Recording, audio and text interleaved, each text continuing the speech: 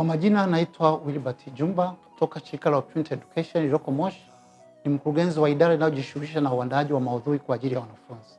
Siku ya leo imekuwa ni siku njema kutembelea kituo cha urithi wa ukombozi wa Afrika, kituo ambacho tumekuta kimesheheni maudhui mbalimbali za historia ya Tanzania, historia ya kikanda, historia ya Afrika, ambayo kwetu sisi tunaona ni kituo sahihi kwetu, kwa sababu tunapoandaa maudhui, kwa mfano maudhui ya somo la historia ya Tanzania na maadili, kutumia maudhui ya kituo hiki itakuwa ni msingi mkubwa kuwajengea wanafunzi wa Kitanzania uzalendo, maarifa ya kuifahamu historia ya nchi yao, lakini pia kujenga maadili ya Kitanzania. Kwa hiyo historia hii au maudhui ya kituo hiki kwetu sisi yatakuwa ni mchango mkubwa, kwa sababu yatatusaidia kuwajengea watoto kujiamini, kufahamu historia na kujenga maadili ya Tanzania. Asante.